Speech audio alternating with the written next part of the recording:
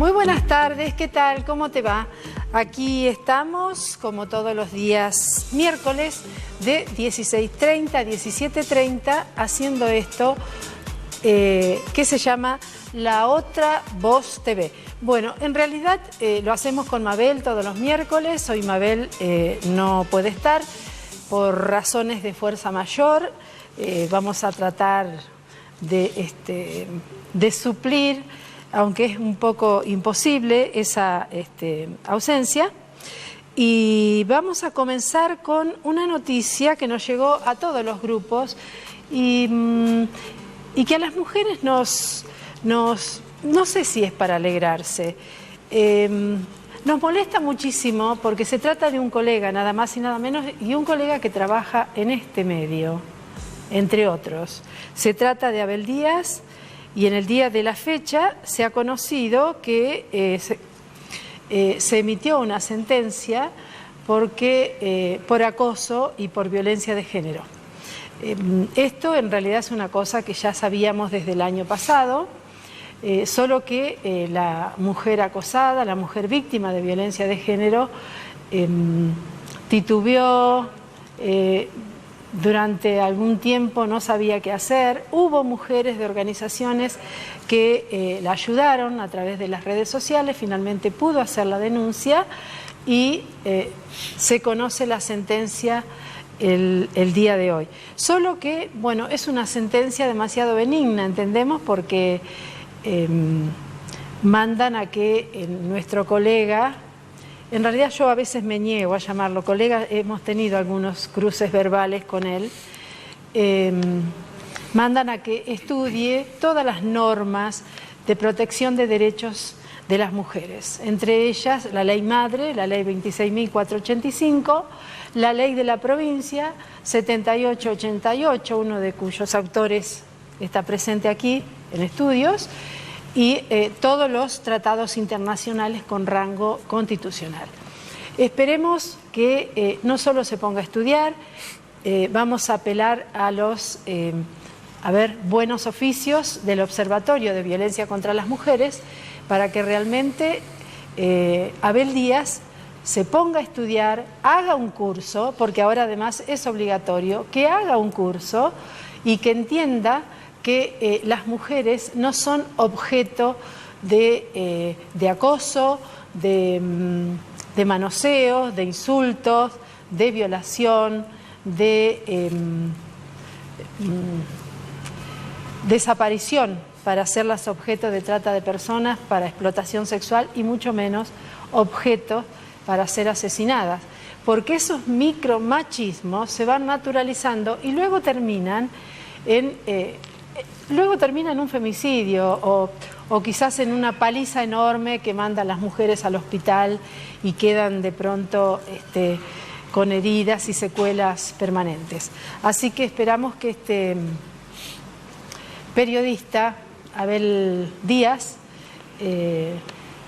comience a estudiar y comience a aprender, porque con estudiar no va a hacer nada, a aprender, a incorporar que las mujeres no somos objeto que el cuerpo de las mujeres no es objeto de propiedad de nadie y mucho menos de un desconocido que pasa con su auto por la calle.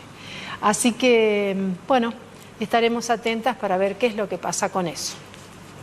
Bueno, en el día de hoy estamos en compañía haciendo este espacio que iniciamos con Mabel hace un tiempo, un poco para ir conociendo las opiniones de los distintos y las distintas candidatas en vista a las PASO, que ya las tenemos aquí nomás, y a algunos referentes políticos, referentas y referentes, para que también nos den su opinión acerca de lo que se está viviendo en cada uno de los espacios políticos. Muy buenas tardes, Lucas Godoy, ¿cómo te va? Muy buenas tardes, Violeta Gil. Muy buenas tardes, Lucho Zabaleta. ¿Cómo están ustedes? Muy bien. Bueno, uno de los ejes temáticos del día es si la unidad es una utopía, porque en estos tiempos hemos visto que la mayoría de los frentes que se han perfilado con distintos candidatos y candidatas en las distintas categorías. Digo, después, yo no sé si esto venía desde antes, pero es como que después que se oficializaron las listas, saltaron un montón de cuestiones internas en los distintos frentes y no sabemos si es la cuestión lógica de la lucha por el poder, que se da permanentemente, o si es que esto se debe de pronto tenemos que contextualizarlo en un espacio mucho más grande que tiene que ver con lo político, con lo económico, con lo social, y que no solo está pasando en Salta, obviamente, sino que está pasando en el mundo.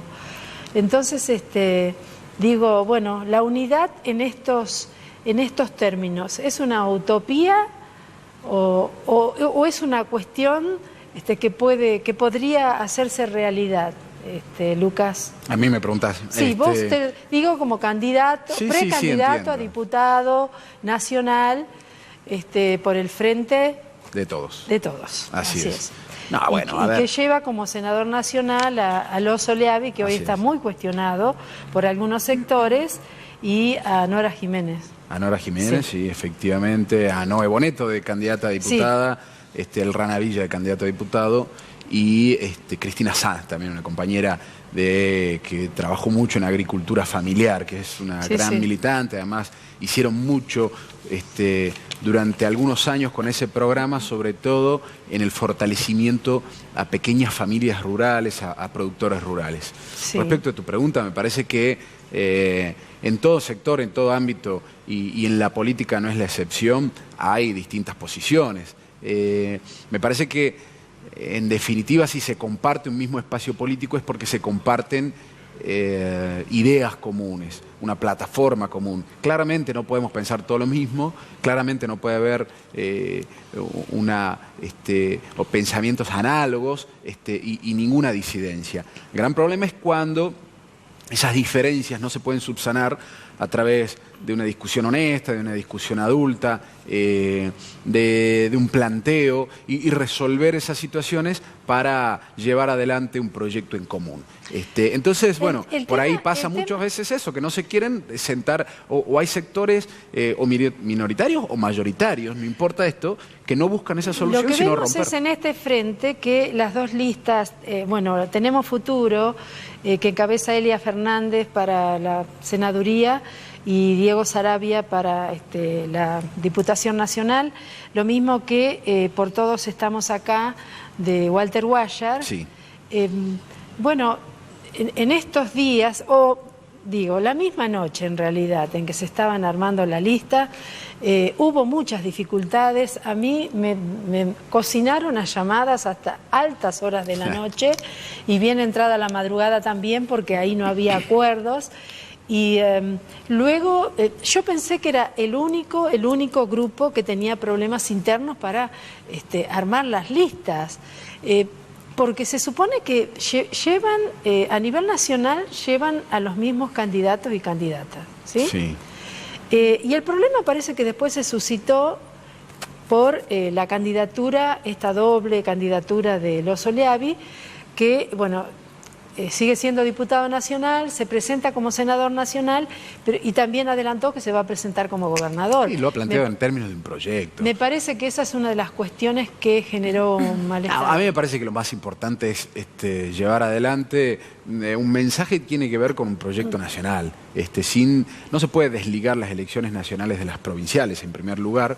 Me parece que la situación calamitosa en la que estamos viviendo los argentinos tiene que ver con decisiones de gobierno que ha implementado la gestión de Mauricio Macri. Entonces, el proyecto político del Frente de Todos, donde lo lleva Alberto Fernández, candidato a presidente, a Cristina Fernández de Kirchner de vicepresidenta, ha planteado una estrategia electoral. Y en el caso de todas las provincias ha determinado que, lo escuché al apoderado del Frente además, que en todas las provincias se vaya con lista única o que haya algunas internas. En Chaco ha pasado lo mismo. Al actual gobernador de la provincia de Chaco no se le ha dado la adhesión, va con boleta corta, es decir, no tiene que ver con una cuestión interna. Yo insisto que las cuestiones internas deben resolverse en el marco de una discusión y luego plantear una propuesta de unidad. Muchas veces, bueno, sucede que hay sectores que no pretenden lo mismo y entonces hay o una ruptura o críticas, pero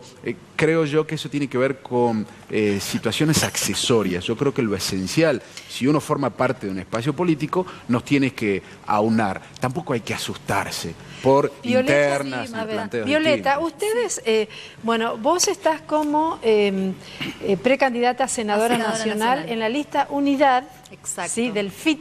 Del Frente de Izquierda de Trabajadores. Unidad en este caso porque se ha incorporado el MST a nivel nacional. Y Pablo López, sí. Y acá también a nivel local. Izquierda también, ¿no? El partido de izquierda. Claro, es el PTS, el Partido de Trabajadores por el Socialismo, el MST. En el caso de Salta, a nivel nacional hay otra organización. Y el MST es la primera vez, ¿no? Es la primera vez que participa y forma parte, claro, de una discusión que se viene desarrollando ya desde hace un tiempo largo en relación a cómo hoy en día, frente a la intervención en común que venimos desarrollando al calor de la lucha de clases, en los procesos de lucha y demás, cómo no podíamos llevar a tener una manifestación también en el terreno electoral. Pero déjame que tome posición en relación a lo que vos planteabas, este problema de la unidad que recién se comentaba. Lo que nosotros tenemos que abordar es, ante todo, en función de qué, la unidad.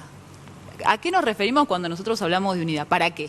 Y además, ¿entre quiénes? ¿No? Claro. Porque siempre se habla de los sectores políticos o de las fuerzas políticas, y eso siempre aparece, y ahora los vemos, claramente en la disputa de las listas y de los cargos y de quién encabeza y quién va segundo y demás, siempre queda muy escindido de los intereses sociales, del interés general, cuáles son los problemas más elementales que hoy en día tiene la población.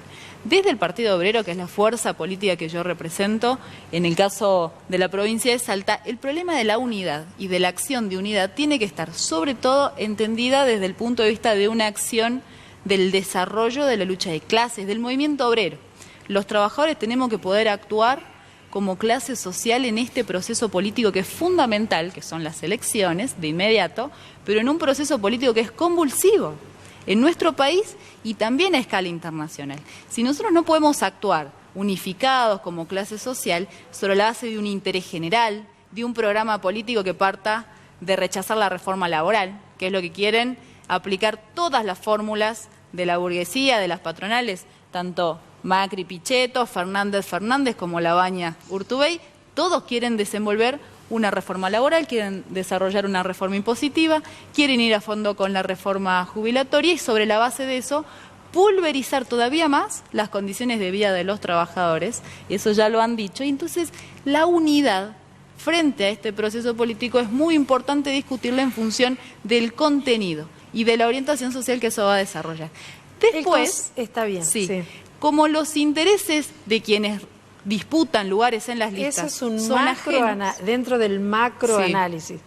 Vamos al micro, digamos. Bien. Porque ustedes desde hace tiempo internamente están teniendo problemas que estallaron en estos días.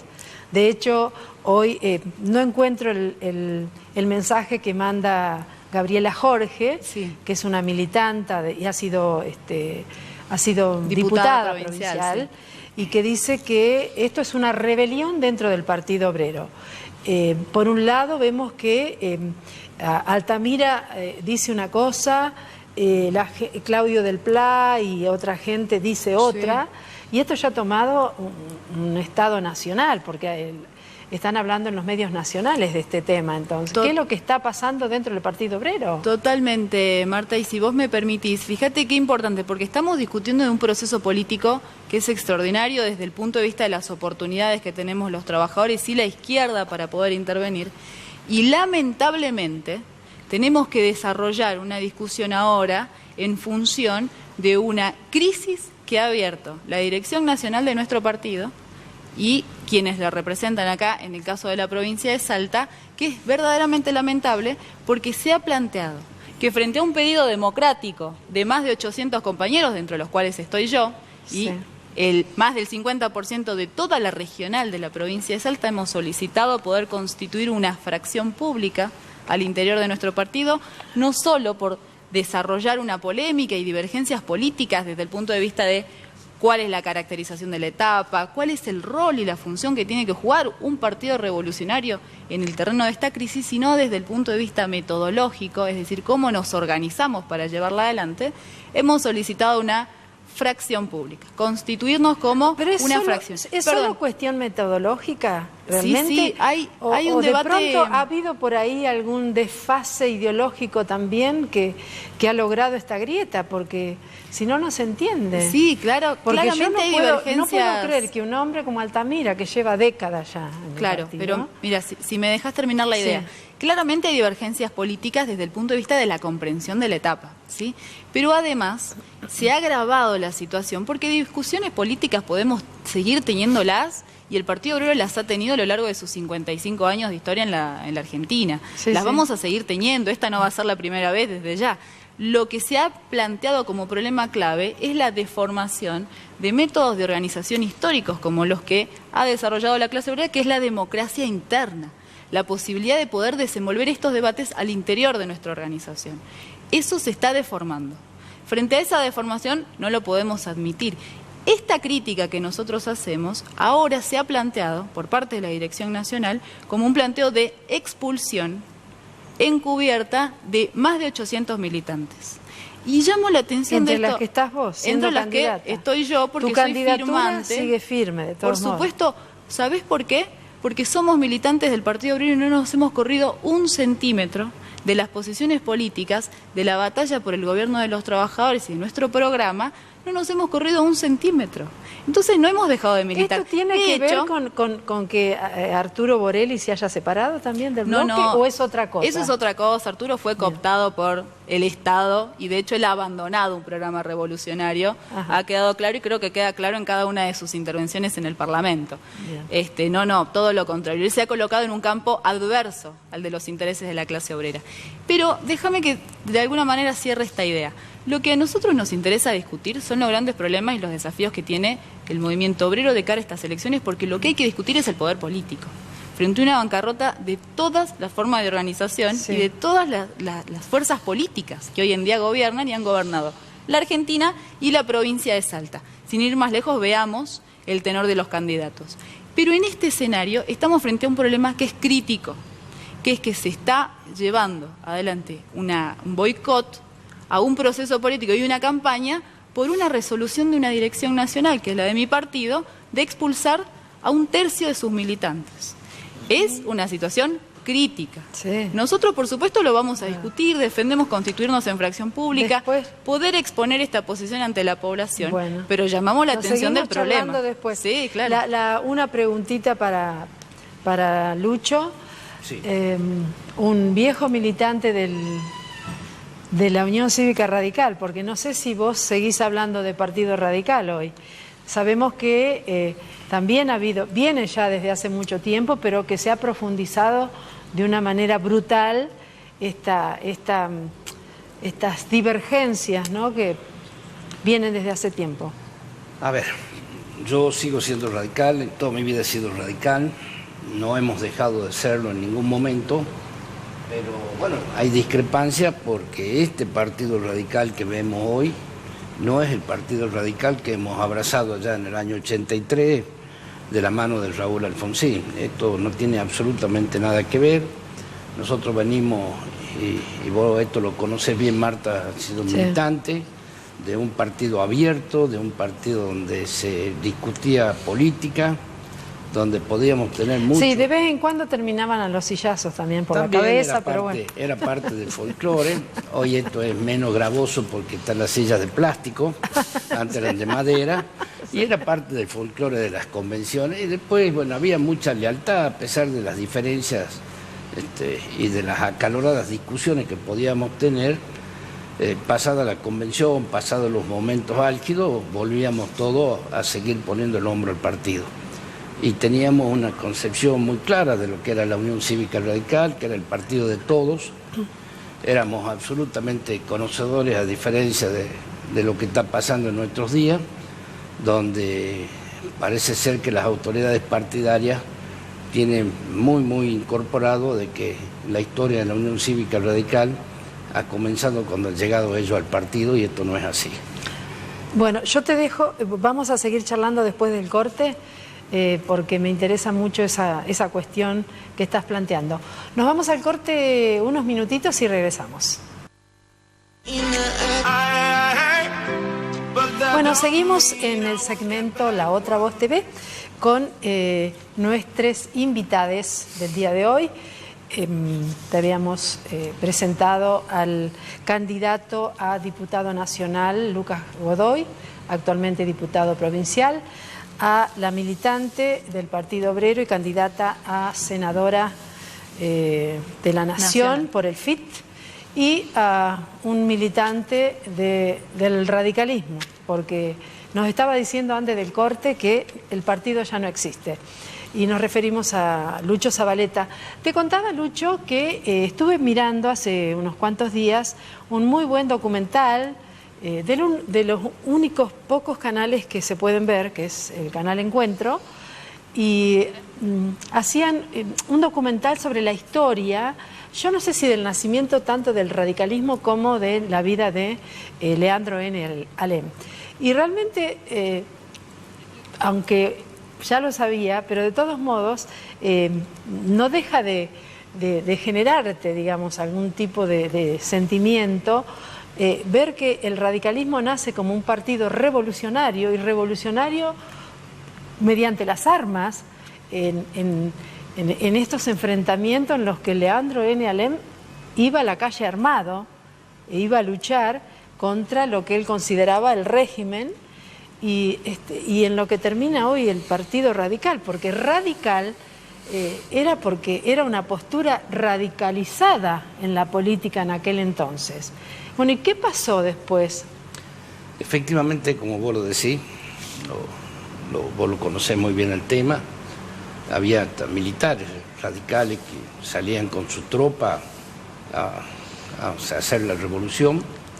Acá en Salta hemos tenido, por ejemplo, a Pablo Saravia, que fue uno de los hombres que estuvo en la Revolución del Parque, y donde los principios se defendían con las armas, con los argumentos y dando la sangre por parte de los radicales. Bueno, está bien, yo sé que no son tiempos, no son estos tiempos iguales a lo que se vivía a fines de 1800, principios del siglo pasado, pero esto no quita de que los principios tienen que seguirse conservando y de que tiene que tener vigencia la frase esa acuñada muy bien de que se puede quebrar pero no doblar. Efectivamente el partido entró... Bueno, eso es lo único que quedó, pero yo hoy... ¿De qué principios hablamos hoy? Dentro del Partido Radical, ¿de qué principios? Bueno, nosotros venimos luchando... Porque hay una cosa, Lucho, perdóname. Hoy hay críticas porque tenemos a un hombre como Nani, que además de haberle votado todas las leyes a Macri, ahora es candidato de Romero. Pero el Partido Radical en los últimos tiempos, las últimas décadas podríamos decir, tuvo ese devenir también, porque hubo ministros en el gobierno de los renovadores, hubo ministros radicales reconocidos dentro del gobierno de Romero, del gobierno de Issa. Entonces digo, bueno, no sé, por eso pregunto, ¿qué es el Partido Radical hoy? Esos son los orígenes de los problemas que hoy padecemos, en gran medida. Nosotros lo que buscamos desde una posición que es precisamente opositora al oficialismo partidario es blanquear todas estas situaciones de la mejor manera posible, o sea, dejando muy en claro cuál es la conducta que debe tener un hombre de la Unión Cívica Radical. Lamentablemente nos encontramos con un partido donde las autoridades han clausurado el debate, totalmente han clausurado prácticamente el partido. Uno pasa por la calle Mitre y el partido está cerrado con cadena y candado literalmente, cuando en otras épocas de militancia el partido estaba abierto de manera Pero además continua. dicen que sale a remate, cada 2 por 3 sale a remate, no sabemos. Bueno, ahí se juntó dinero, aportaron muchos radicales, sí. Y esto da una pauta de lo que es la conducción partidaria. no nos olvidemos que el actual candidato a diputado nacional y diputado nacional en ejercicio del mandato todavía, ha sido 4 años presidente del partido, abogado y diputado nacional. El único juicio laboral que tiene el partido, que es por una persona que se creó en el partido, que todo el mundo lo conoce, que no se le pagaban los sueldos, nunca se atendió ese proceso judicial y prácticamente se llegó a una deuda de 1.500.000 pesos.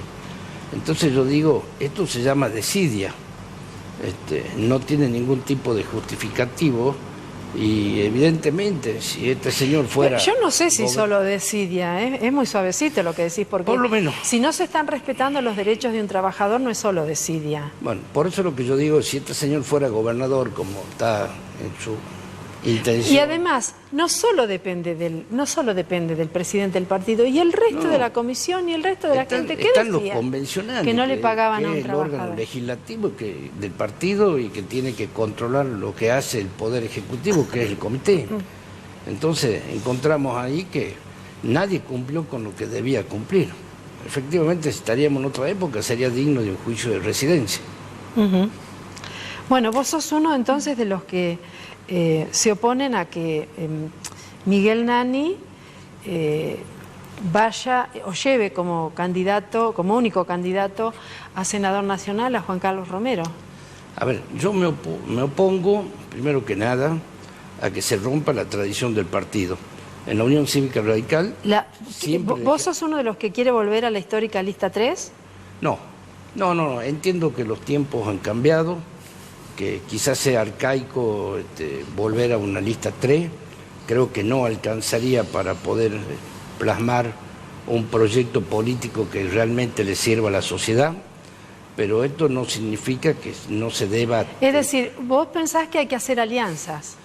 Entiendo que este siglo... Que son tiempos de hacer alianzas. Pero esto no quita de que se deba mantener la identidad del partido y dentro de las condiciones y todo que nuestra Carta Orgánica y nuestro ser radical nos impone. Pero ¿y la identidad del Partido Radical se mantuvo en el Congreso de la Nación durante el gobierno de Macri?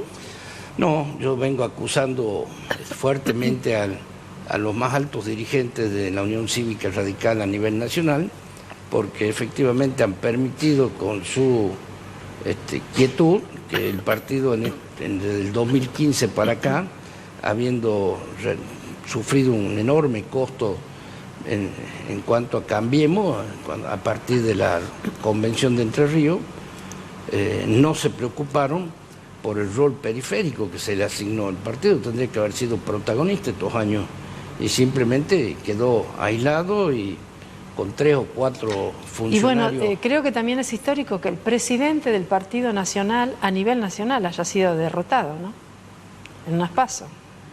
Sí, es otro de los problemas. Esto está mostrando lo que estoy diciendo. Después de haber sido derrotado, ¿qué autoridad tiene ahí dentro del partido? Pero bueno, esos son los problemas que debía atenderse desde el propio momento en que se autorizó por la Convención Nacional la creación de Cambiemos. Y en este contexto tan complicado, Lucas, ¿qué proyecto de país y de provincia imaginan ustedes, o me imagino que están trabajando ya por un proyecto de país y de provincia? ¿Cómo no? El peronismo viene trabajando hace rato en marco de oposición al gobierno de Mauricio Macri, el peronismo en su gran mayoría. Yo escuché recién que la precandidata decía respecto de los derechos de los trabajadores, la verdad que si hay alguien que conoce de la defensa de los derechos de los trabajadores y del reconocimiento de leyes laborales, es el peronismo, y sin duda alguna no va a acompañar ninguna medida que restrinja derechos previsionales, derechos laborales, sino básicamente que los amplíe.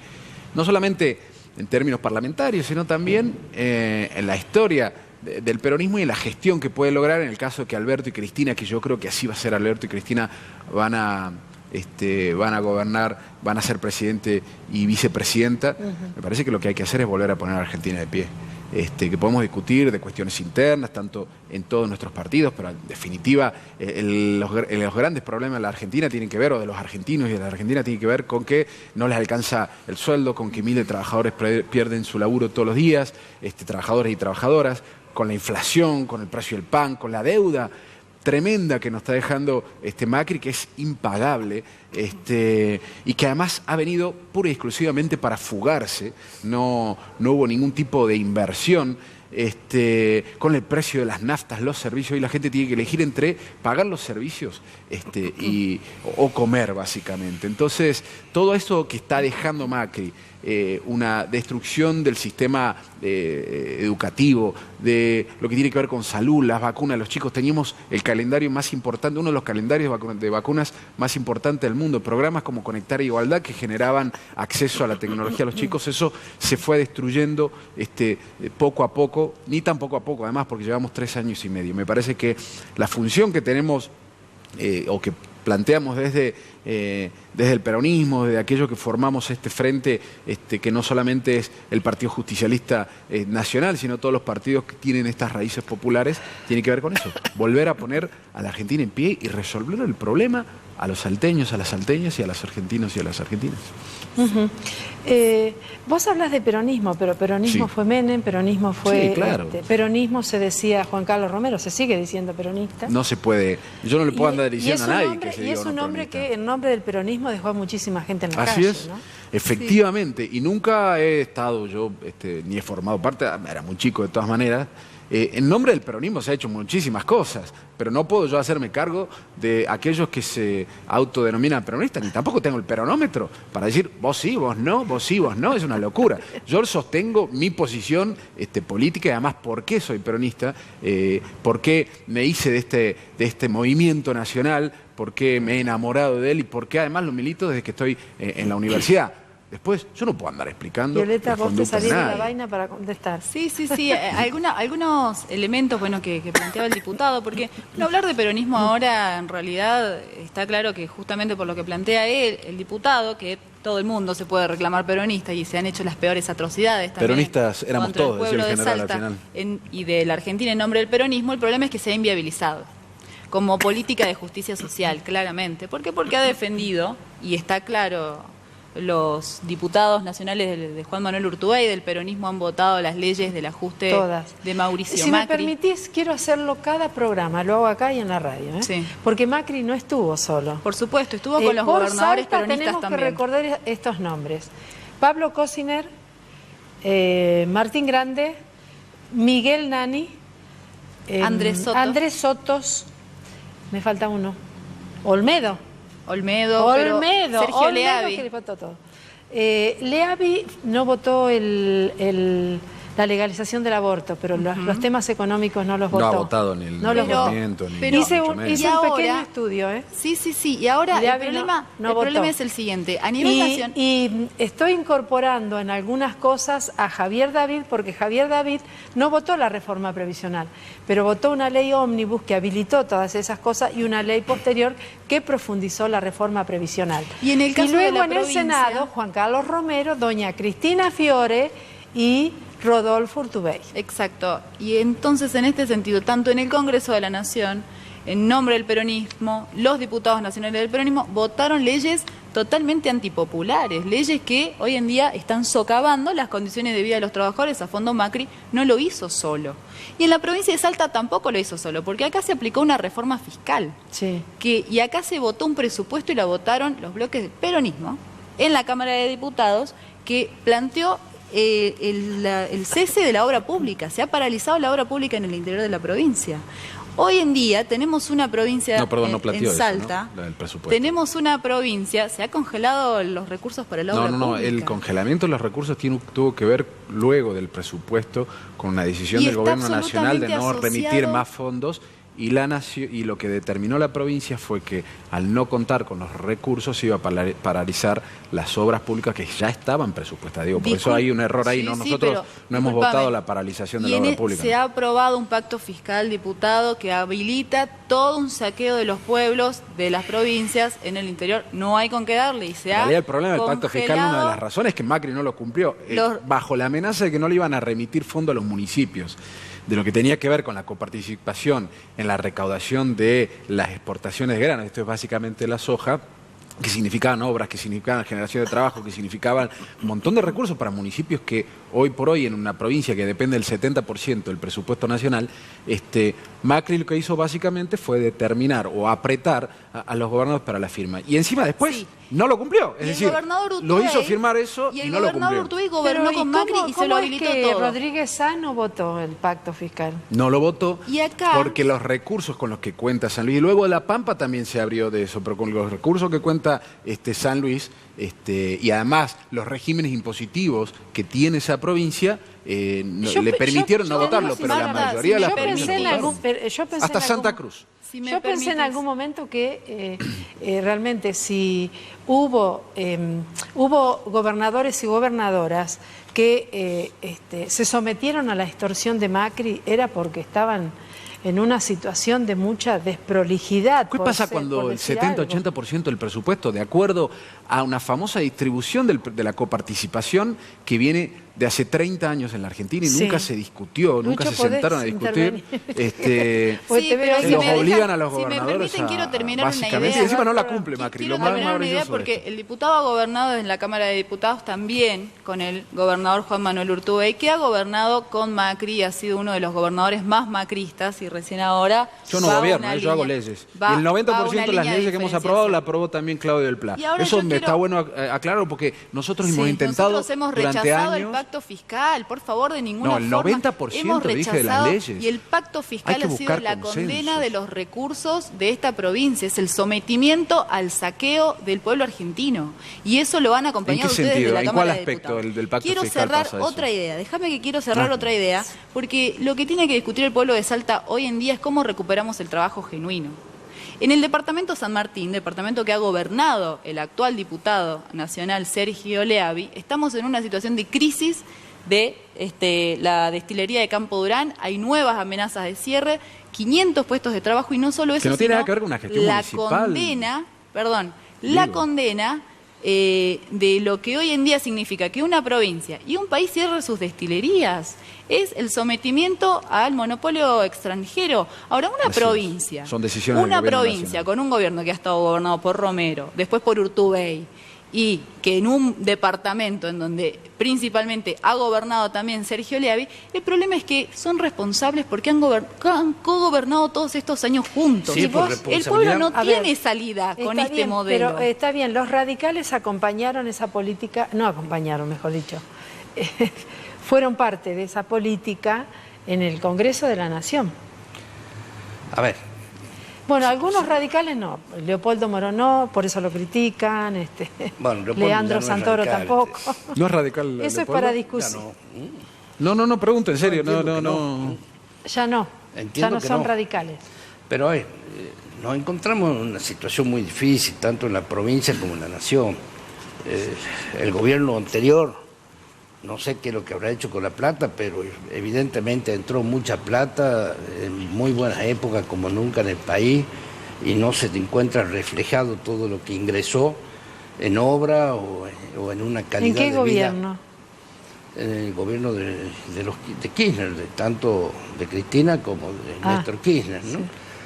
Entonces, las provincias sufrieron también bastante en esa época, no nos olvidemos que el gobierno de la nación se quedaba prácticamente con el 75% de los ingresos nacionales. Y después, con este gobernador, con este presidente, creo que a las provincias no le fue tan mal. Evidentemente se abrió el caño y se llegó... ¿Con este presidente? Sí, se llegó bastante más plata que en otro momento. Yo creo que eso también incide en el triunfo de muchos justicialistas locales. Pero